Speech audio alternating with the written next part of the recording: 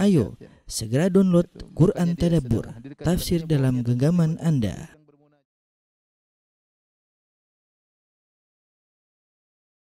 Bismillahirrahmanirrahim. Assalamualaikum warahmatullahi wabarakatuh. Alhamdulillahi ala ihsanih wa syukru lahu ala taufiqihi wa amtinanih. Wa asyhadu an la ilaha illallah wahdahu la syarika lahu ta'ziman li sya'nih. Wa asyhadu anna Muhammadan abduhu wa rasuluhu da'ila ridwanih. Allahumma salli alaihi wa ala alihi wa ashabi wa ikhwani.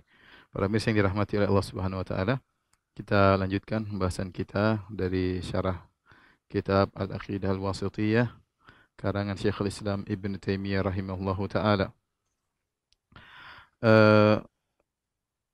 Kita lanjutkan hadis yang ke-6 atau hadis yang ke-7 yang masih berkaitan dengan sifatul kalam, sifat berbicaranya Allah Subhanahu wa taala. Yaitu Nabi sallallahu alaihi wasallam, "Ma minkum min ahadin illa sayukallimuhu rabbuhu." Tidaklah salah seorang dari kalian kecuali akan berbicara dengannya Rabb-nya, yaitu Rabb-nya akan berbicara dengannya. Walaysa bainahu wa bainahu turjuman. Ya. Hadis ini ya. Ma minkum min ahadin, kata Nabi sallallahu alaihi wasallam, ma minkum min ahadin illa sayukallimuhu rabbuhu. Laisa bainahu wa bainallahi turjuman. Bainahu wa bainahu tarjuman.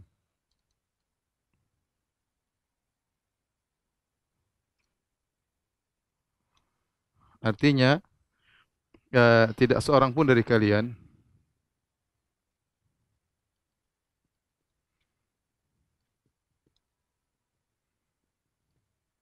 kecuali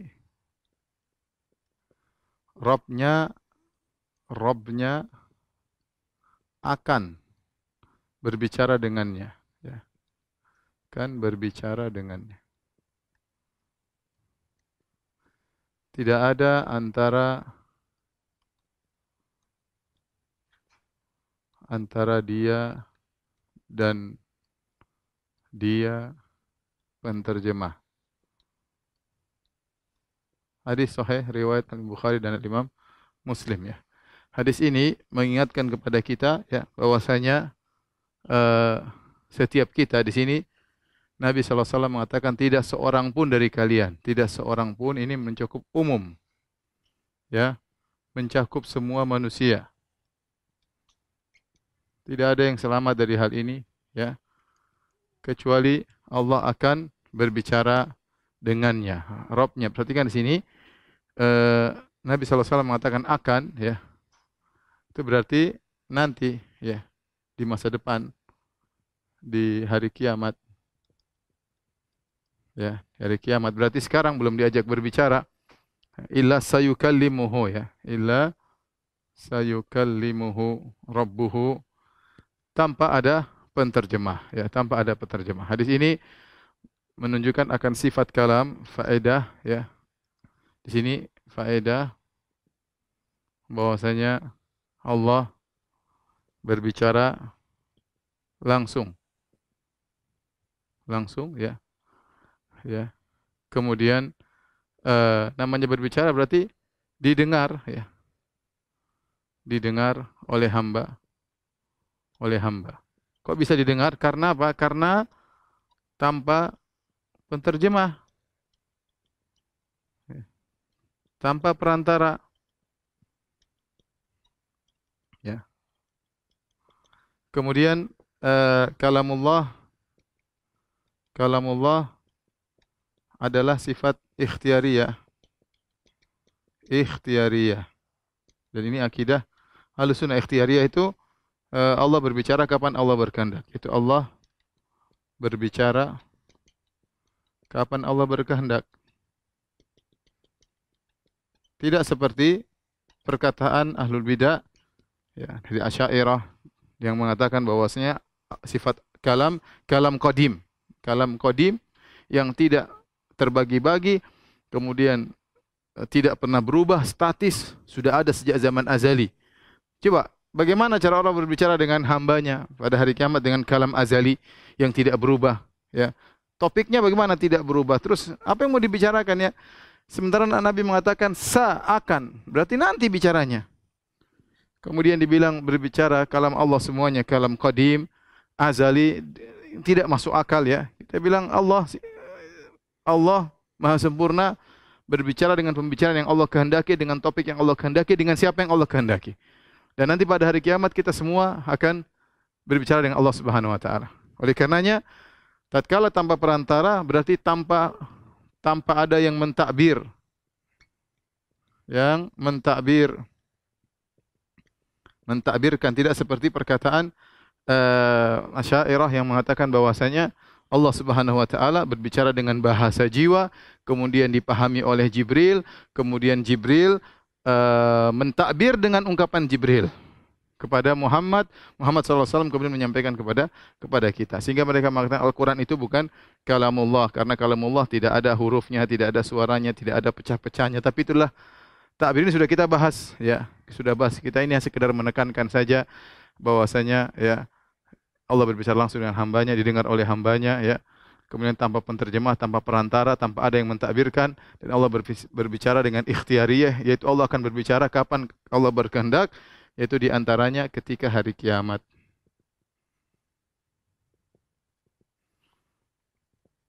Dan hadis ini di antara faedahnya memberikan rasa takut kepada kita.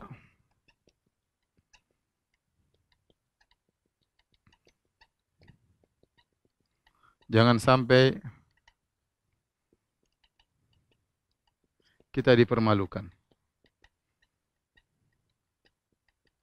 di hadapan Allah. Terbongkar. Bagaimana seorang ingin bermaksiat, seorang ingin melihat apa yang haram, seorang ingin mendengar apa yang haram, seorang ingin menggoda istri orang, seorang menggoda suami orang, ya.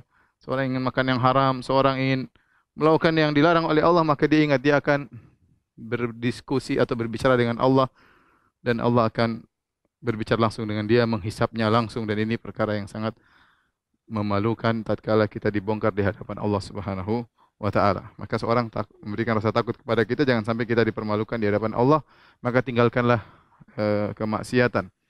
Kemudian ini menunjukkan juga isyarat bahwa Allah cepat dalam menghisap.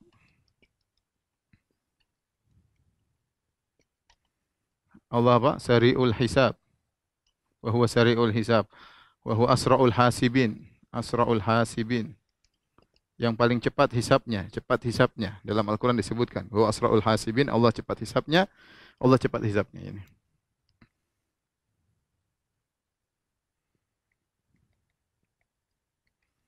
Kenapa cepat hisabnya? Ya. Karena Allah bisa dalam satu waktu berbicara dengan semuanya dalam waktu satu. Allah berkehendak, Allah ingin bicara satu, tapi Allah jika ingin berbicara dengan seluruhnya pada suatu waktu juga mudah bagi Allah Subhanahu wa taala. Sebagaimana dalam hadis Nabi sallallahu alaihi wasallam mengatakan, jika salah seorang dari kalian mengucapkan alhamdulillahirabbil alamin, maka Allah berkata hamadani abdi. Kemudian kalau dia berkata Ar-Rahmanir Rahim, Allah berkata majjadani abdi. Maliki yaumiddin, Allah berkata athna alayya abdi. Ya, jadi setiap orang ketika dia salat Allahu Akbar kemudian baca alhamdulillahirabbil alamin, Allah jawab. Allah mengatakan hamidani abdi, hambaku telah memujiku. Kemudian kita bicara Ar-Rahmanir Rahim, Allah mengatakan majjadani abdi, hambaku telah mengagungkanku. Kemudian kita berbicara Maliki yaumiddin, Allah berkata asna alayya abdi, hambaku telah menyanjungku. Dan kita tahu dalam satu waktu betapa banyak orang membaca Al-Fatihah dalam waktu yang sama, tapi Allah bisa jawab semuanya dalam waktu yang sama. Sebagaimana orang berdoa dalam waktu yang sama dengan jutaan permintaan, tatkala di musim haji Allah bisa mendengar seluruhnya. Allah tidak rancu kepadanya semua apa yang mereka bicarakan. Dan dalam satu waktu Allah bisa berbicara dengan seluruh makhluknya. Wa huwa sari'ul hisab.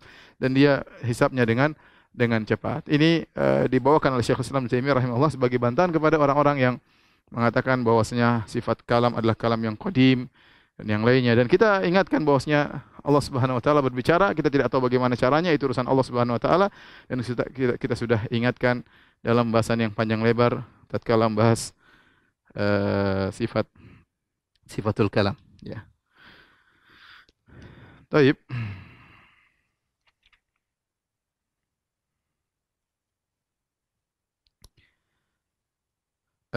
hadis berikutnya di mana Syekhul Islam Ibnu Taimiyah rahimahullah taala membawakan beberapa hadis yang berkaitan tentang Allah di atas, Allah di atas langit ya. Kita sudah selesai dari hadis-hadis yang berbicara tentang sifatul kalam ya. Sekarang kita berbicara tentang hadis-hadis yang berkaitan dengan Allah di atas langit. Tentunya dalil terlalu banyak sudah kita sebutkan kata Ibnu Qayyim rahimahullah taala, bal alfani 2000 dalil yang menunjukkan Allah di atas langit. Ini ada beberapa hadis dibawakan oleh Syekh Islam Taimiyah rahimahullah taala. Hadis yang ke-8 qauluhu sallallahu alaihi wasallam fi ruqyatil marid, yaitu doa Nabi sallallahu alaihi wasallam ketika meruqyah seorang yang sedang sakit. Nabi berdoa, Rabbana Allahul ladzi fis sama, ya Rabb kami, yaitu Allah yang ada di atas langit. Jelas. Rabbana Allahul ladzi fis sama, ya Rabb kami, yaitu Allah yang berada di atas langit. Taqaddasa ismuk, ya, maha suci nama-namamu. Amruka fis sama'i wal ard, ya, keputusanmu berlaku di langit maupun di bumi. Kama rahmatuka fis sama'i ij'al rahmataka fil ardi, sebagaimana rahmatmu di langit, jadikanlah rahmatmu di bumi, yaitu rahmat khusus untuk menyembuhkan orang ini. Ya, kita tahu rahmat Allah di langit dan di bumi. Tetapi Nabi berdoa meminta rahmat khusus agar menyembuhkan seseorang. Ighfir lana hubana wa khotoyana. Ya Rabb kami, ampunilah dosa-dosa kami, dosa-dosa besar maupun dosa-dosa kecil.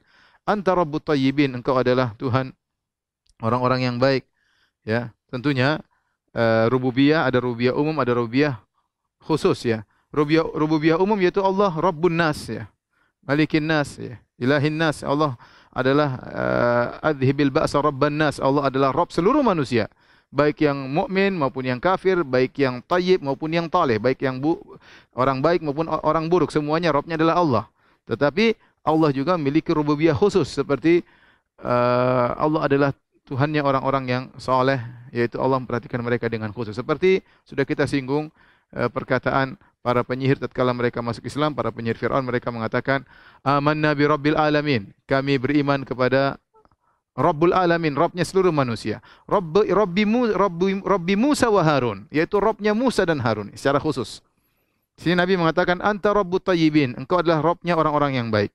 Anzil rahmatan min rahmatika, turunkanlah satu rahmat dari rahmat-rahmatmu. Wa syifaan min syifaika, dan turunkanlah kesembuhan dari kesembuhan-kesembuhan yang kau berikan. Ala hadzal waja', terhadap sakit ini. Fayabra', lantas dengan rahmat tersebut orang ini akan sembuh. Ini diantara doa tatkala kita meruqyah seseorang, boleh kita baca dengan doa ini ya.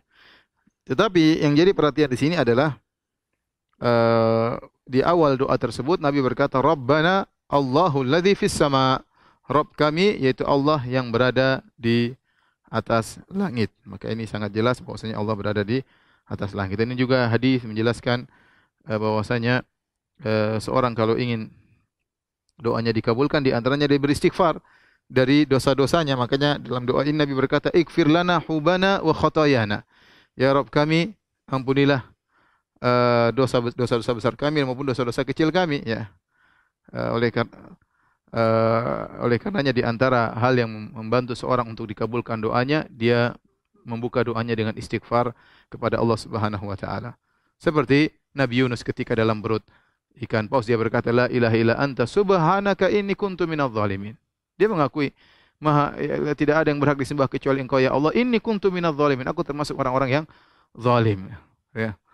Rabbi ghfirli wa habli mulkan la yanbaghi li ahadin min ba'di ya. Demikian juga Nabi Sulaiman alaihissalam ketika dia berdoa, dia minta ampun dulu. Ya, ya Allah ampunilah aku, wa habli mulkan la yanbaghi li ahadin min ba'di. Anugerahkanlah kepadaku kerajaan yang tidak pantas bagi seorang pun setelahku. Sebagaimana pernah kita jelaskan dalam kisah Nabi Sulaiman. Oleh karenanya di antara wasilah yang membantu kita untuk dikabulkan doa itu kita buka dengan istighfar di antaranya. Mohon ampunan kepada Allah Subhanahu wa taala.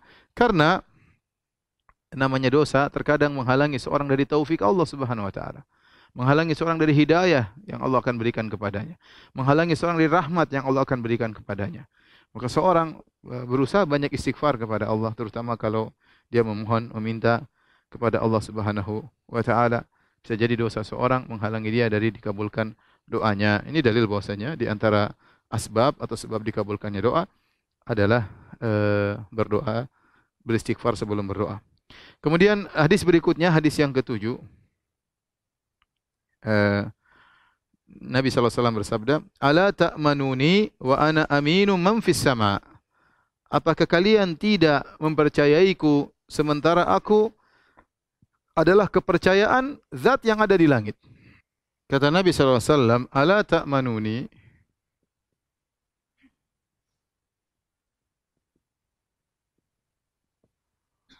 Wa ana aminum man fis sama. Tidakkah kalian, ya, ala bisa jadi tidakkah, bisa jadi hendaknya, ya, ada dua tafsiran. Kita artikan misalnya, tidakkah kalian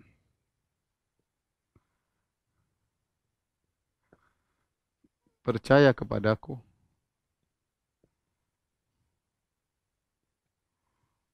sementara aku kepercayaan zat yang di atas langit, di langit.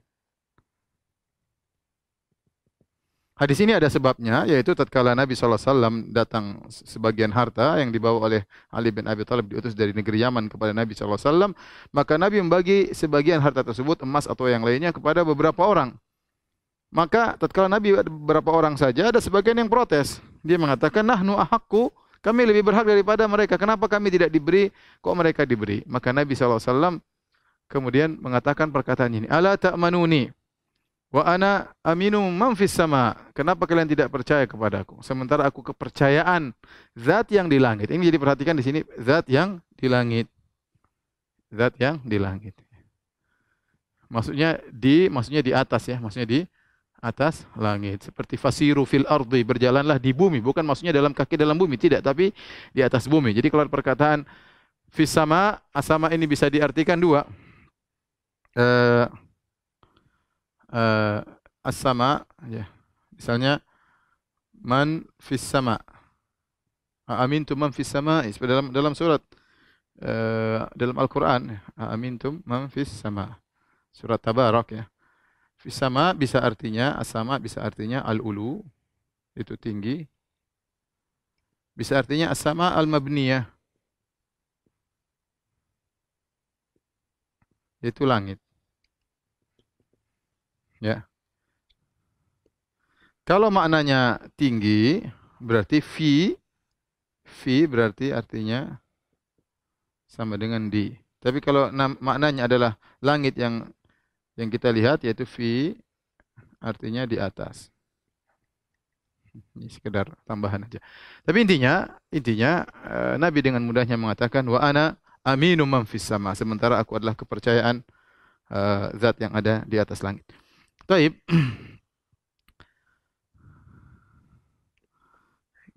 Kita lanjutkan hadis berikutnya, ya.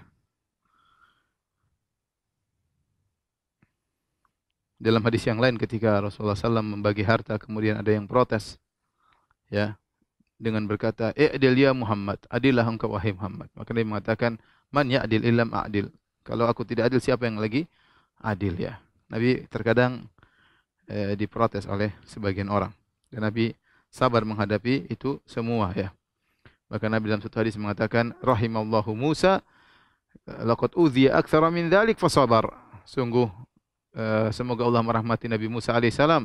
Beliau telah diuji, diganggu dengan lebih parah daripada ini, namun beliau bersabar. Kemudian hadis berikutnya,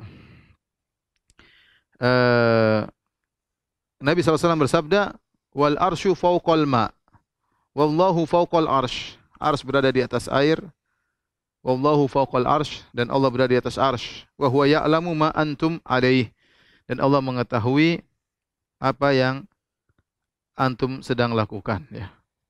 Wal arsyu fawqal ma, kemudian wallahu fawqal arsh, kemudian wa huwa ya'lamu ma antum alaih, wa huwa ya'lamu ma antum alaih, ya. Ars di atas air,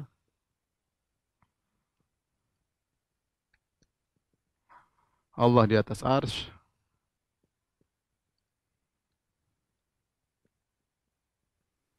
Dan Allah mengetahui apa yang sedang kalian lakukan. Dan Allah mengetahui apa yang sedang antum lakukan. Apa yang sedang kalian lakukan. Ini hadis yang hasan. Persis seperti firman Allah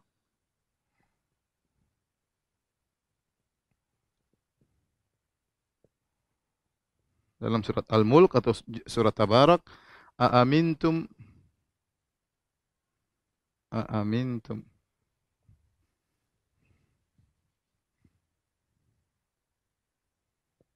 man fis sama' ay yakhsifa bikumul arda.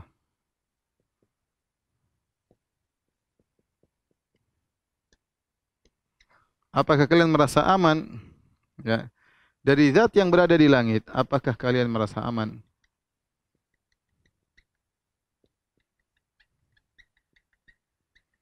dari zat yang di atas langit?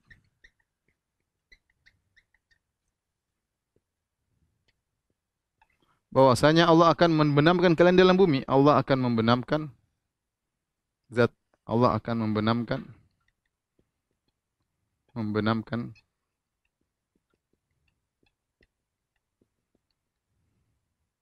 di atas bumi. Di dalam bumi, ya. Maksudnya apa? Maksudnya kalau kalian bermaksiat, apa kalian merasa Allah tidak tahu? Allah tahu, ya. Allah tahu apa yang kalian lakukan, ya. Jadi sebagaimana pernah kita singgung pada pertemuan tentang kitab tauhid, maka seperti ini menunjukkan sifat Allah al-zahir dan al-batin. Ya. Al-zahir maksudnya Allah tidak ada yang di atasnya segala sesuatu, Allah yang paling atas.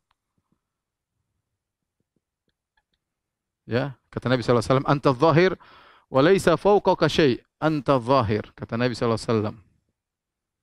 Laisa fawqaka syai'un. Kemudian al-batin yaitu Allah tidak ada yang tersembunyi.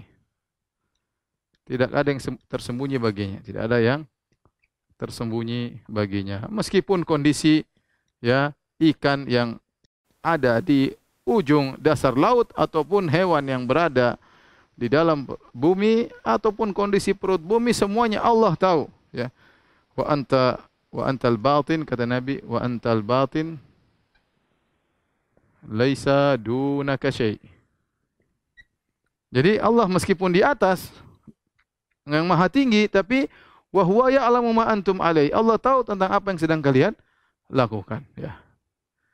Inilah maksud daripada hadis yang berikutnya tadi yang sedang kita bahas. Jadi Allah di atas arsy, dan ini sangat jelas, arsy fawqal ma wallahu fawqal arsy.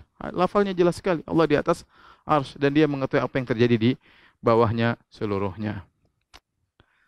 Taib, hadirin dan hadirat yang dirahmati Allah Subhanahu wa taala, para yang dirahmati Allah Subhanahu wa taala, pada kesempatan kali kita akan bahas satu hadis yang cukup penting bagi kita, yaitu hadisul jariyah.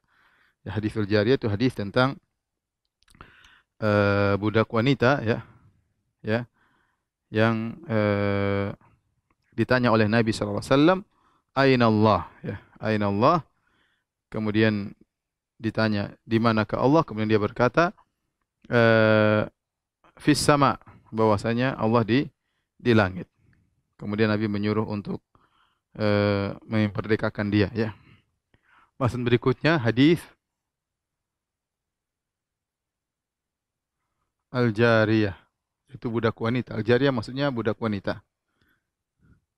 Budak wanita.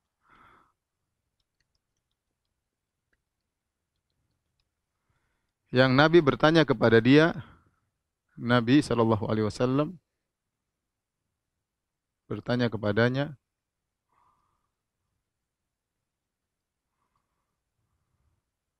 "Aina Allah?"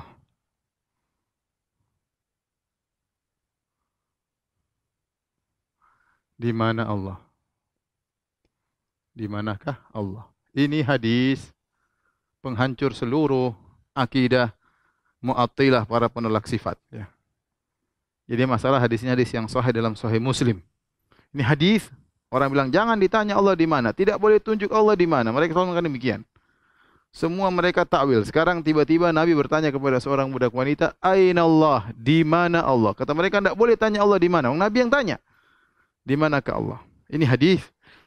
Ya, hadis yang masyhur, ya. Kita akan bacakan hadis ini, hadis riwayat Muslim, ya.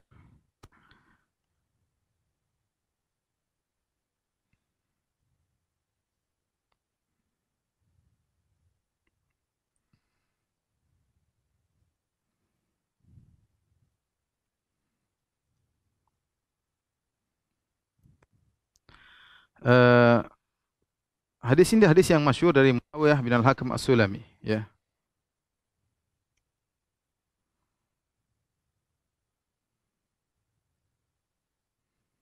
Di sini diriwayatkan oleh Imam Muslim, ya, nomor 537, ya. Di mana Imam Muslim berkata, haddatsana Abu Ja'far Muhammad bin Shabbah dan Abu Bakar bin Abi Syaibah. Kemudian beliau melanjutkan, mereka berdua berkata dari Ismail bin Ibrahim, an Hajjaj As-Sawwaf, an Yahya bin Abi Katsir, an Hilal bin Abi Maimunah, an Atha bin Yasar, an Muawiyah bin Al-Hakam As-Sulami. Hadis yang masyhur, ya, di mana Muawiyah bin Al-Hakam As-Sulami berkata, ketika aku sedang sholat bersama Rasulullah SAW, tiba-tiba ada seorang laki yang bersin kemudian berkata, yarhamukallah. Bersin mengatakan alhamdulillah, maka aku menjawab, yarhamukallah. Maka orang-orang semua menengok kepadaku dengan pandangan mereka, ya. Kemudian aku berkata, apa urusan kalian, ya, melihatku? Kemudian mereka pun memukulkan paha-paha mereka, tangan mereka ke paha-paha mereka. Tatkala aku melihat mereka mendiamkan aku, maka aku pun terdiam. Aku tidak menjawab lagi. Setelah selesai sholat, maka Rasulullah SAW menegurku dan dia berkata, "Ma ra'aitu mu'alliman qablahu wala ba'dahu ahsana ta'liman minhu." Aku tidak pernah melihat seorang pengajar, guru sebelum dia maupun sesudah Nabi yang lebih baik daripada Nabi SAW. Nabi tidak membentakku, Nabi tidak memukulku, Nabi tidak mencaciku. Kemudian Nabi berkata, sungguhnya salat ini tidak pantas untuk pembicaraan manusia. Sungguhnya salat isinya tasbih, takbir dan baca Al-Qur'an. Kemudian dia bertanya kepada Nabi SAW. Dia berkata, "Ya Rasulullah, sungguhnya aku baru masuk Islam, aku baru saja meninggalkan kejahiliahan. Ya, Allah telah mendatangkan Islam. Dan di antara kami ada para lelaki yang mereka mendatangi para dukun." Kata Nabi, "Fala ta'tihim," jangan datang kepada dukun-dukun tersebut. Kemudian dia berkata lagi, "Wa minna rijalun yatatayyarun." Ya. Di antara kami ada yang menganggap sial, bertatayyur. Maka dia mengatakan itu yang mereka dapat di dalam dada mereka, maka jangan menghalangi. Kalau ada perasaan seperti, jangan menghalangi dari perbuatan mereka. Kemudian dia berkata, "Wa kanat li jariyatun tar'agonaman." Kemudian dia bercerita, mumpung Nabi lagi berbicara dengan dia, Nabi dengan penuh kelembutan, ya, dan dia baru saja masuk Islam. Dia berkata, "Ya Rasulullah, kanat li jariyatun." Ini perhatian kita. "Ya Rasulullah, saya punya seorang budak wanita, tar'agonaman li kibala Uhudin." Ya, dia menggembalakan kambing di daerah Gunung Uhud, ya. Kemudian aku melihat suatu hari tiba-tiba ada seekor dzib qad dhahaba bi syatin min ghanamiha, tiba-tiba ada seekor serigala yang memakan satu ekor kambing dari kambing-kambingku tersebut yang digembalakan oleh budak wanita ini. Wa ana rajulun bani Adam. Dan aku adalah seorang laki dari Bani Adam, dari keturunan Adam alaihissalam. Asifun kama ya'safun, aku marah sebagaimana orang-orang lain juga marah. Walakinni sokaktuha sakkatan, tapi aku menamparnya atau aku mukulnya. Fa'ataitu Rasulullah sallallahu alaihi wasallam fa'adzama dzalika alayya. Maka aku pun mengabarkan ini kepada Nabi. Nabi menganggap ini perkara besar. Maka aku berkata, "Ya Rasulullah, afala u'tikuha?" Ya Rasulullah, bolehkah, apakah sebaiknya aku memerdekakan budak ini karena sudah aku pukul, sudah aku tampar? Kata Nabi, "I'tini biha." Datangkanlah budak wanita tersebut kepadaku. Fa'ataituhu biha, maka aku pun mendatangkan budak wanita tersebut kepada Nabi. Faqala laha, maka Nabi berkata, perhatian di sini, "Aina Allah?" Di mana Allah? Wanita tersebut menjawab, "Qalat fis sama'," di langit. "Qala man ana?" Siapa aku? "Qalat anta Rasulullah." Engkau adalah Rasulullah, utusan Allah. Kata Nabi, "A'tikha fa innaha mu'minah." Ya, a'tikha fa innaha mu'minah. Bebaskanlah, merdekakanlah dia, sungguhnya dia seorang wanita mukminah, ya, wanita mu'minah. Taib, hadis ini ya, hadis ini ya, jelas sekali hadis ini adalah hadis yang dipegang oleh Ahlussunnah wal Jamaah, sangat tegas. Nabi bertanya, di mana Allah? Dan wanita itu menjawab, di langit. Ya. Bagaimana ahlul bidah atau orang-orang penolak sifat menghadapi hadis ini? Dua metode yang mereka lakukan. Pertama, mereka metode mentakwil, dan ini adalah orang-orang terdahulu mereka. Ya.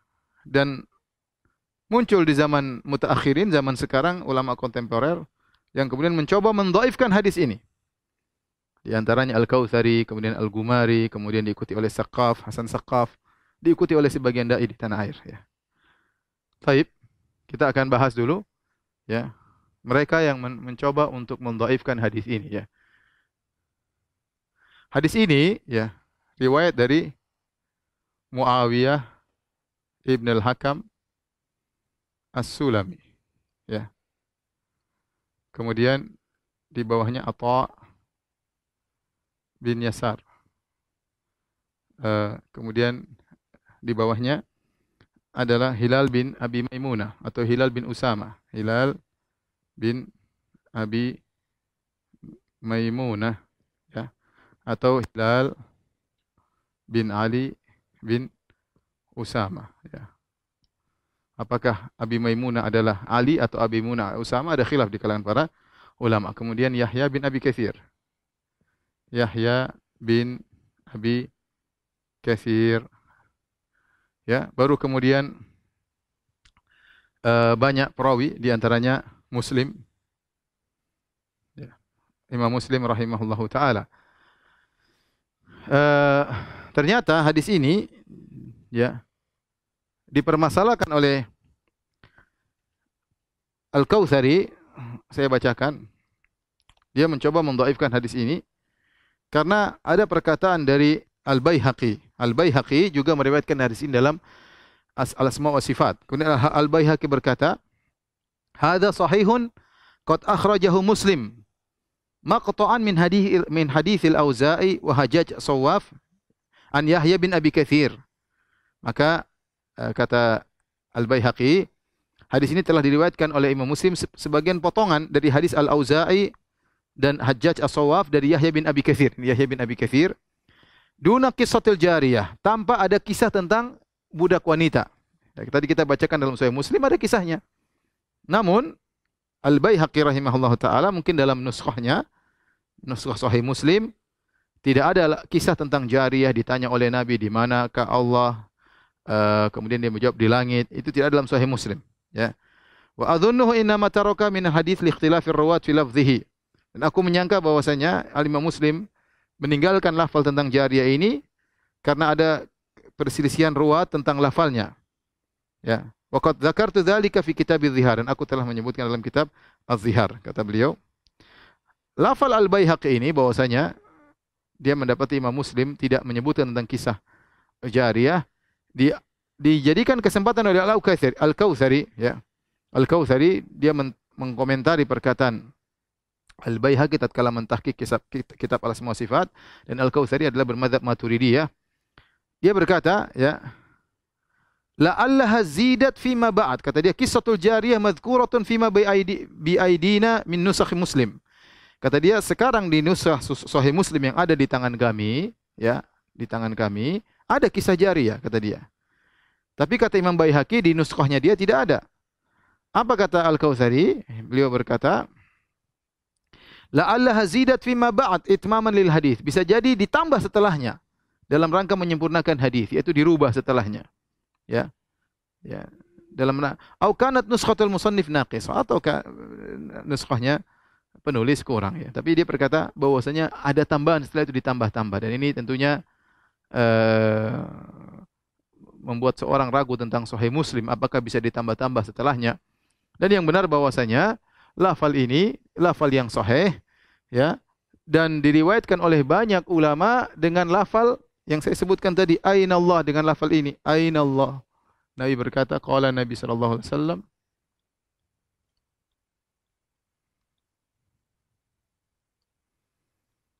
Aina Allah? Di mana Allah?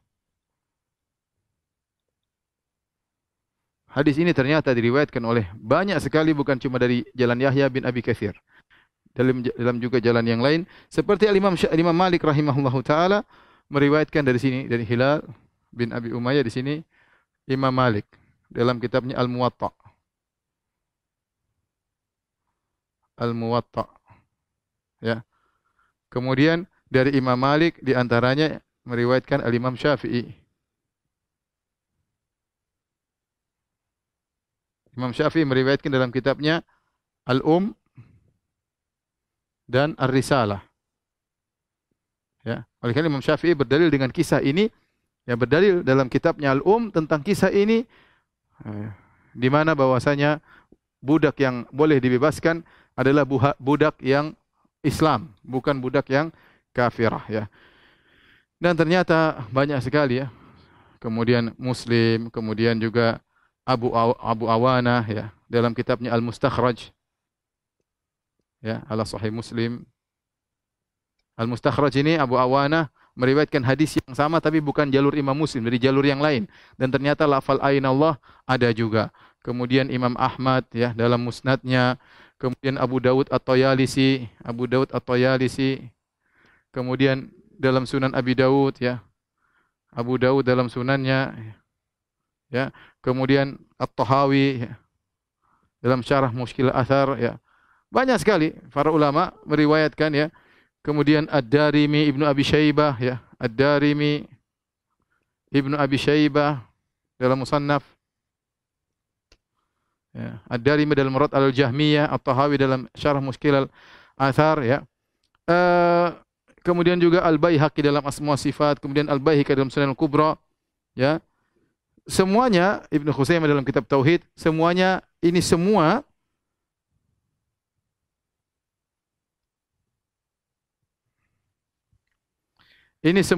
meriwayatkan dengan lafal yang sama, semuanya meriwayatkan dengan lafal yang sama.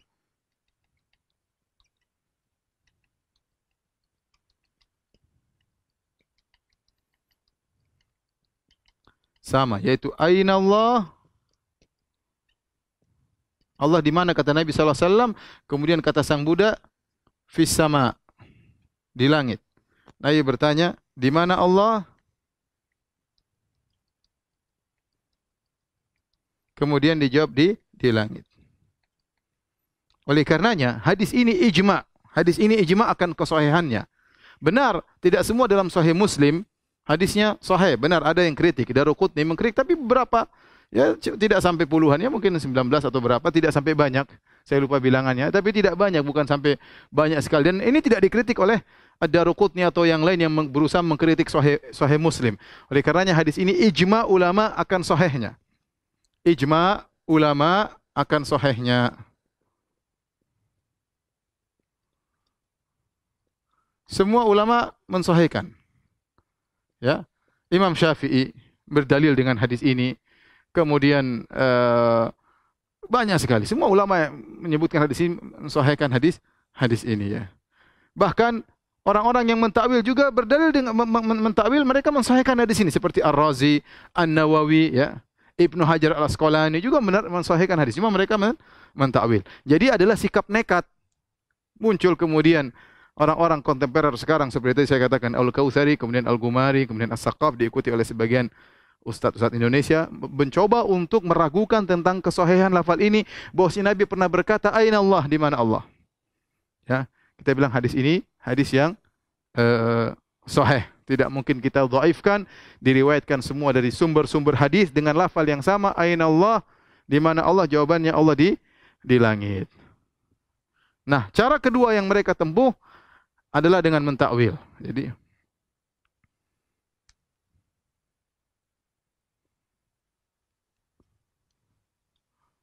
sikap para penolak sifat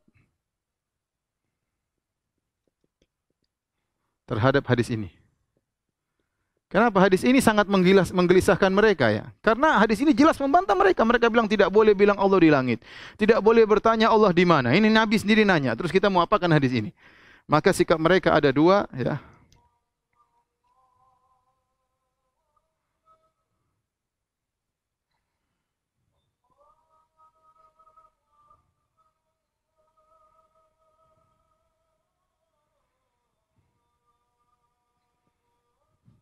Allahu Akbar, Allahu Akbar.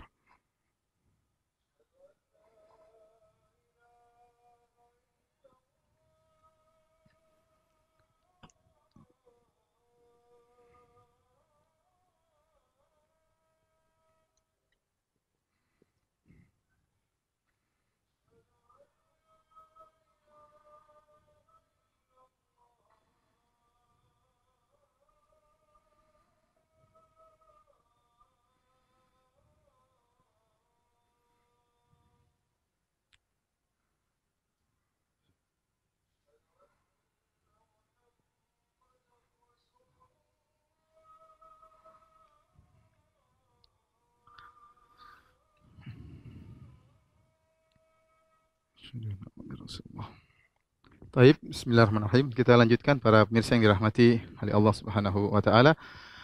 Adapun sikap mereka, mereka tidak mungkin ya mengatakan hadis ini dhaif, enggak mungkin. Lafalnya sah, hanya orang-orang nekat yang belakangan seperti Al-Kautsari, Al-Gumari, As-Saqaf dan mereka bermadzhab Maturidiyah atau Asy'ariyah, dan mereka menyelisihi ulama-ulama mereka terdahulu ya. Karena kita dapati bahwasanya bahkan ulama Asy'ariyah yang terdahulu mereka tidak mendhaifkan hadis ini, tapi mereka mentakwil. Adapun cara mentakwil hadis ini ya dengan dua cara. Yang pertama, mereka berkata bahwasanya takdirnya adalah ainallah, yaitu ainallah, di mana Allah, maksudnya di mana Allah, maksudnya adalah aina mulkullah. Aina mulkullah, yaitu di mana kerajaan Allah atau di mana kekuasaan Allah, di mana kekuasaan atau kerajaan Allah. Jawabannya Allah fis sama. Allahu fis sama ay mulkuhu, yaitu Allah di langit, maksudnya kerajaannya di langit atau kekuasaannya di langit. Ini di antaranya. Yang paling banyak mereka takwil adalah dengan cara kedua. Yang kedua mereka berkata ainallah, ainallah, maksudnya bertanya bukan tempat. Bertanya bukan tentang posisi, ya, posisi itu makan atau tempat, akan tetapi tentang kedudukan, manzilah. Dudukan itu al-makanah kalau bahasa Arab. Dan ini boleh dalam bahasa Arab kita mengatakan aina fulan min fulan. Perhatikan sini, dalam bahasa Arab boleh. Di manakah si fulan dibandingkan dengan si fulan? Misalnya kita bilang aina sahaba minna, di manakah sahabat dibandingkan dengan kita? Artinya bukan ditanya posisi, tapi ditanya tentang kedudukan. Ini boleh dalam bahasa Arab, aina fulan min fulan. Bagaimana bantahannya? Kita bilang ini takwil yang nyata. Kalau kita mau maksudkan, pertama, bantahan yang pertama, kita bilang, kalau maksudnya kedudukan atau makanah, maka harus ada min, kata min, yaitu dibandingkan, ya. Dibandingkan. Seperti dalam lafal ini, aina fulan min, ada min fulan. Aina fulan min fulan. Di manakah si fulan dibandingkan dengan si fulan? Itu bagaimana kedudukannya si fulan dibandingkan dengan si fulan? Di sini enggak ada aina Allah. Titik. Aina Allah. Jadi maksud mereka, Nabi bertanya, di manakah kedudukan Allah? Fis sama, maksudnya kedudukan Allah sangat tinggi. Kedudukan Allah sangat tinggi. Ini takwil yang sangat jauh. Kalau kita mudah, Allah di mana? Allah di atas langit, selesai. Mereka bingung menghadapi lafal hadis ini karena mereka tahu lafal hadis ini benar-benar diucapkan oleh Nabi sehingga mereka mengatakan aina Allah, maksudnya adalah di manakah kedudukan Allah? Jawabannya kedudukan Allah di langit. Ini mereka. Tapi kita bilang ini tidak bisa dalam bahasa Arab karena kalau ingin membandingkan harus ada min, ya. Kemudian yang kedua, lagi pula Nabi sallallahu alaihi wasallam sedang membandingkan Allah dengan siapa?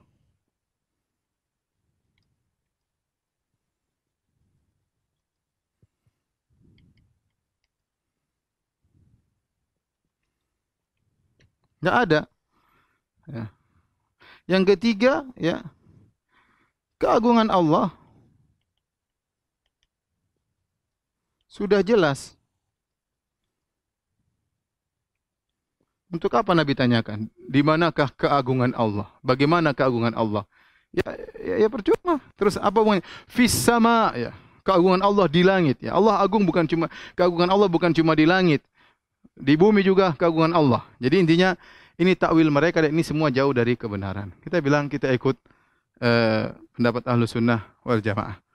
Baik, bantahan berikutnya, ya.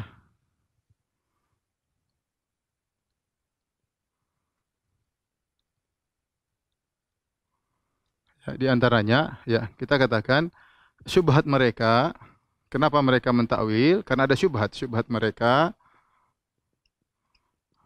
Allah di langit. Kalau di langit, ini sudah sering kita bahas, tapi tidak apa kita bahas lagi. Berarti Allah di sebuah posisi, sehingga Allah terbatasi. Allah diliputi tempat atau terbatasi dengan tempat tertentu. Ini syubhat mereka, ya. Mereka bayangkan kalau Allah di langit akan demikian. Jawabannya mudah, kita sudah jelaskan dalam kajian tauhid dan yang lainnya, ya. Jawabnya, ya, bahwasanya Allah di atas bukan berarti Allah diliputi dengan tempat. Kita sudah jelaskan bahwasanya perkataan seorang sahabat Ibnu Mas'ud atau Ibnu Abbas, "Mas samawati wal ardu biyadillah illa ka khardalatin fi yadi ahadikum." Tidaklah langit dan bumi dalam genggaman Allah kecuali seperti biji dalam genggaman kalian. Allah Maha besar, ya. Allah Maha besar. Ya, alam semesta ini kecil, makanya Allah mengatakan innallaha yumsikus samawati wal ard. Allah yang memegang langit dan bumi. Bagaimana kemudian seorang berpikiran bahwasanya Allah diliputi oleh langit. Allah diliputi oleh langit. Jadi Allah di atas langit bukan Allah sedang langit sangat kecil. Ya, Allah Maha besar, ya. Bagaimana dikatakan langit kemudian? Coba kalau saya pegang ini, taruhlah ini adalah khardal biji, kemudian saya pegang. Apakah berarti saya sedang menempati biji ini? Jawabannya tidak. Ya, ini sekedar perumpamaan yang diberikan oleh sahabat tadi. Ya, justru saya meliputi ini semua, bukan ini meliputi saya. Sementara langit dan bumi, kata Allah dalam Al-Quran, wal ardu jami'an qabdatuhu yaumal qiyamah, bahwasanya langit bumi seluruhnya dalam genggaman Allah, was samawati matwiyatun biyamini, sementara langit semua dilipat oleh tangan kanan Allah. Kemudian bagaimana kita katakan langit dan bumi meliputi Allah Subhanahu wa taala? Ya. Mereka mengatakan Allah dahulu ketika belum ada makhluk Allah tanpa tempat. Iya, sampai sekarang juga tanpa tempat.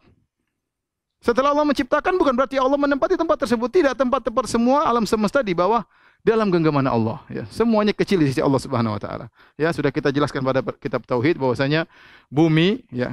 Kita jelaskan bumi, ya. Kemudian langit pertama, langit kedua, kemudian sampai kursi, ya. Kemudian air, kemudian arsy, ya. Kemudian di luar alam semesta Allah Subhanahu wa taala. Di luar alam Allah tidak menempati tempat kecil, semua alam semesta kecil di sisi Allah Subhanahu wa taala. Maka mereka membayangkan kalau kita bilang Allah di langit berarti Allah tidak di sana, Allah tidak di sini, Allah terbatas pada. Kita bilang semua namanya ketinggian itu mutlak. Siapapun posisi orang di bumi ini, mau di atas mau di bawah, kalau mereka bilang di mana Allah, semua ke arah luar. Semua ke arah luar, ya. Dan semua ke arah luar berarti ke arah angkasa, dan semua ke arah atas. Dan Allah semua di balik alam semesta ini. Dan inilah akidah Ahlussunnah wal Jamaah, maka tidak perlu kita mentakwil-takwil Ya, kemudian mengatakan tidak boleh menunjuk ke atas, tidak boleh bertanya di mana. Wong Nabi sallallahu alaihi wasallam menunjuk ke atas. Ya, ini bantahan yang pertama ya. Jawabannya tadi sudah saya jelaskan bahwasanya Allah di atas arsy bukan berarti arsy meliputi Allah. Justru sebaliknya. Ini sering saya kasih logika ya, bahwasanya langit dan bumi, langit di atas, tetapi bumi lebih kecil daripada langit. Langit yang meliputi bumi. Tidak semua yang di atas lebih kecil daripada yang di bawah. Buktinya antara bumi dan langit. Yang di atas langit. Ternyata langit tidak butuh kepada bumi, dan bumi lebih kecil daripada langit, dan langit yang meliputi bumi. Sama, Allah di atas arsy. Bukan berarti Allah butuh kepada arsy. Arsy lebih kecil dari Allah, justru Allah yang meliputi arsy. Ini jawaban yang pertama. Kemudian jawaban yang kedua, ya. Datang dalam sebagian riwayat, tapi riwayat diperselisihkan dalam hadis Abi Razin Al-Uqaili ya. Hadis Abu Razin Al-Uqaili. Hadis ini disahihkan oleh sebagian ulama seperti Ibnu Hibban dan yang lain, didhaifkan oleh sebagian ulama. Yaitu sahabat bertanya, "Ya Rasulullah, aina Rabbuna qabla an yakhluqal khalqa." Dalam riwayat yang lain, qabla an yakhluqas samawati wal ard. Sahabat bertanya, "Ya Rasulullah, aina Rabbuna?" Di mana Rabb kita? Di mana Rabb kita? Sebelum menciptakan makhluk, dalam sebagian riwayat sebelum menciptakan langit dan bumi. Kata Nabi sallallahu alaihi wasallam, kana Allah fi ama. Kana fi ama. Dalam sebagian riwayat ama ya. Ditafsirkan oleh Yazid bin Harun, yaitu kan Allah bersendirian, tidak ada yang bersama dia.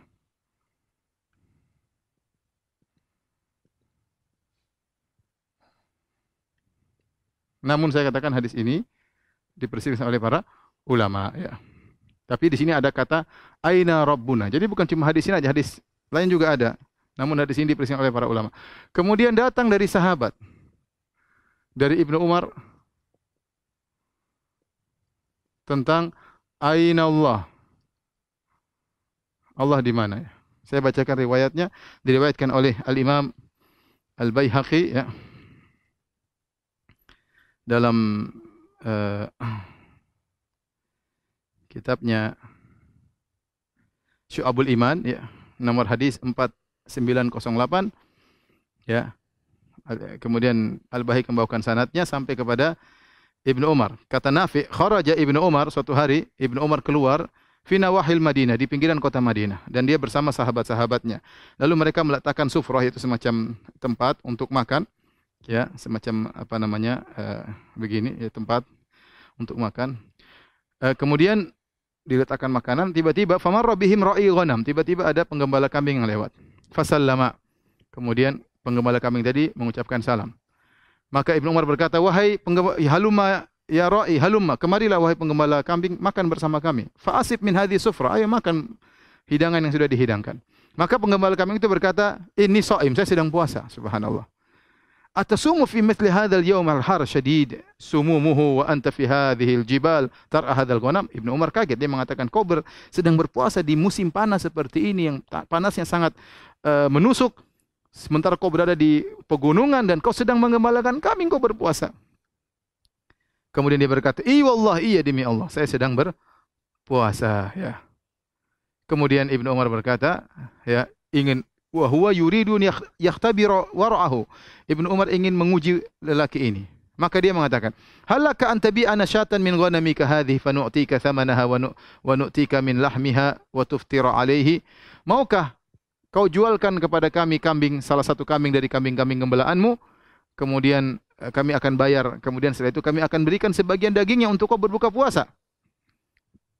Tawarin, ini ujian aja. Kata dia, "Innaha laysat li bi ghanam." Ini kambing-kambing bukan milikku.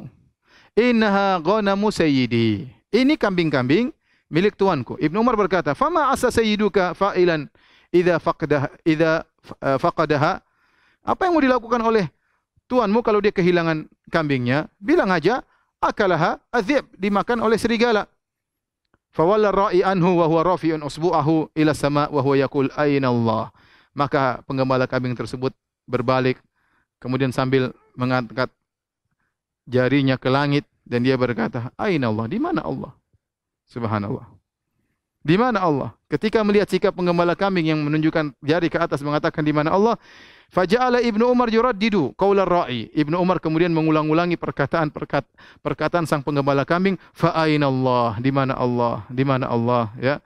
Artinya penggembala kambing ini tidak dia lulus dari ujian Ibnu Umar. Dia mengatakan kalau tuanku tidak tahu, fa aina Allah? Di mana? Sambil menunjukkan Allah tahu, ya. Ini tadi hadis nomor 4908 atau riwayat 4908. Kemudian Imam Al-Baihaqi juga membawakan dalam Syu'abul Iman dalam nomor 8250, ya.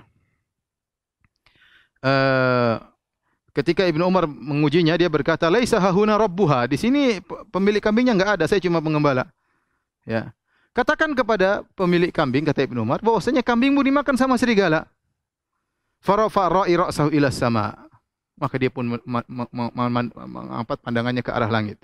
Faqala, kemudian berkata, fa aina Allah? Di mana Allah? Taib. Kata dia, pemilik ontanya tidak ada, pemilik kambing tidak ada, terus Allah di mana? Kemudian Ibnu Umar berkata, fa ana wallahi ahaqqu an aqula aina Allah? Aku lebih utama untuk berkata di mana Allah. Ya, ini maksudnya perkataan di mana Allah. Ibnu Umar juga mengatakannya. Demikian juga perhatikan Al-Imam Al-Bukhari meriwayatkan dalam kitabnya Khalqu Af'alil Ibad, ya, dari perkataan Yazid bin Harun, ya. Dia berkata, wa hadzara Yazid bin Harun anil Jahmiyah. Kata Imam Bukhari dalam kitabnya Khalqu Af'alil Ibad halaman 33 jilid 1. Yazid bin Harun memperingatkan akan bahayanya Jahmiyah. Dia berkata, man za'ama anna ar-Rahmanan 'alal arsy istawa 'ala khilafi ma yaqirru fi qulubil 'ammah fa huwa Jahmi. Barang siapa yang mengatakan menyangka Ar-Rahman di atas arsy, maknanya tidak seperti yang diyakini oleh orang-orang awam di atas, maka dia seorang Jahmi. Kemudian Imam Bukhari berkata, wa qala Dhamrah ibnu Rabi'ah an sadaqah sami'tu Sulaiman At-Taimi. Aku mendengar Sulaiman At-Taimi berkata, yaqulu law su'iltu aina Allah? Seandainya aku ditanya di mana Allah, laqultu fis sama. Aku akan katakan Allah di langit. Ya. Perkataan siapa? Sulaiman At-Taimi. Fa in qala fa aina kana arsyuhu qabla sama? Kalau ada yang bertanya, di mana arsy Allah sebelum ada langit? Laqultu alal ma. Aku akan berkata arsy atas air. Fa in qala ay fa aina kana arsyuhu qabla al ma? Di mana arsy-nya sebelum ada air? Laqultu la a'lamu. Aku tidak tahu. Ya. Ya, aku tidak tahu. Jadi intinya perkataan Allah di mana perkara yang datang dalam hadis, kemudian juga diucapkan oleh sahabat dan juga datang dalam riwayat sebagian salaf. Maka dari sini kita tahu kesalahan sebagian orang yang nekat, ya, sebagian dai-dai di tanah air, sebagian yang nekat mengatakan tidak boleh mengatakan Allah di atas. Bahkan seakan-akan kalau kita mengatakan Allah di atas, seakan-akan kita keluar dari Islam. Ya, kita ini sedang menetapkan ayat-ayat dan hadis yang begitu banyak. Justru mereka sebaliknya mengatakan Allah di atas kekufuran. Mereka mengatakan seorang nunjuk di atas berarti kekufuran. Subhanallah. Ajib, ya.